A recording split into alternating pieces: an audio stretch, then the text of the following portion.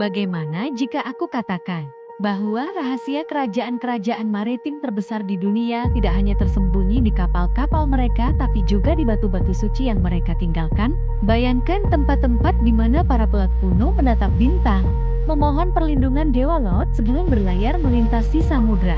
Tempat di mana keyakinan dan kekuasaan berpadu, membentuk jalur perdagangan, bahkan menghubungkan benua. Inilah perjalanan untuk menguak hati spiritual dari kerajaan-kerajaan laut yang terlupakan.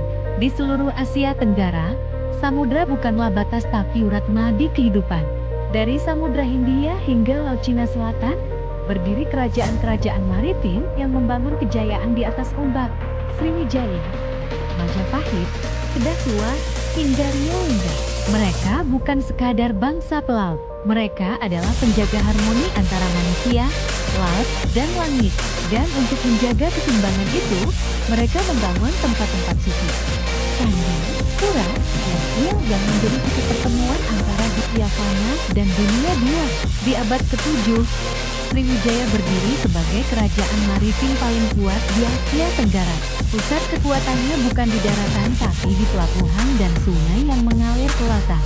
Di Palembang, ditemukan reruntuhan candi-candi Buddha seperti Candi Muara Takus dan Candi Geding Suro. Bukan sekadar tempat ibadah, situs ini menjadi pusat spiritual bagi para pelaut dan biksu yang berlayar menuju India dan Tiongkok. Disinilah terlihat bahwa kekuatan Sriwijaya bukan hanya pada armada dagang, tapi juga pada jejaring spiritual yang menghubungkan agama, perdagangan, dan politik. Laut bagi mereka bukan ancaman tapi jalan menuju pencerahan. Lalu, berabad kemudian, muncul Majapahit, kerajaan yang membangun kejayaannya hingga ke Kepulauan Nusantara. Di balik kisah peperangan dan perdagangan, Majapahit juga dikenal dengan kuil-kuilnya yang misterius seperti Candi Penataran di Blitar, Candi Jagadimulya, dan Candi Tikus di Trowulan. Candi-candi ini bukan sekadar bangunan keagamaan, tetapi juga simbol kosmologi maritim. Reliefnya menggambarkan laut, naga, dan dewa-dewi penjaga perairan. Di zaman ketika laut adalah sumber kehidupan sekaligus ketakutan, kuil menjadi tempat manusia bernegosiasi dengan kekuatan alam. Majapahit memahami untuk menguasai lautan, mereka harus menghormati roh yang menjaganya. Tapi pengaruh spiritual di kerajaan maritim tidak berhenti di Hindu-Buddha. Di abad ke-18, Kesultanan Rio Lingga berdiri di jantung jalur perdagangan dunia Melayu. Meski bercorak Islam, kerajaan ini tetap mewarisi tradisi spiritual laut.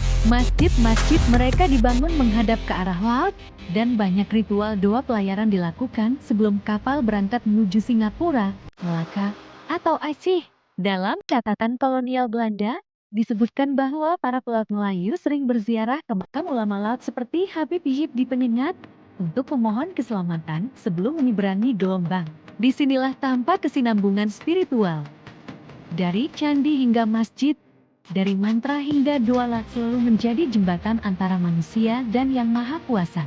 Kini, sebagian besar situs-situs itu tertelan waktu, beberapa terkubur di bawah hutan, sebagian lain tenggelam oleh naiknya permukaan laut. Namun setiap batu, setiap relief, dan setiap runtuhan yang tersisa adalah bisikan masa lalu pengingat bahwa peradaban kita bukan hanya dibangun dengan pedang dan layar, tapi juga dengan doa dan keyakinan. Ketika para pelaut berangkat menuju dunia yang tak dikenal, mereka membawa lebih dari sekadar barang dagangan, mereka membawa iman dan harapan.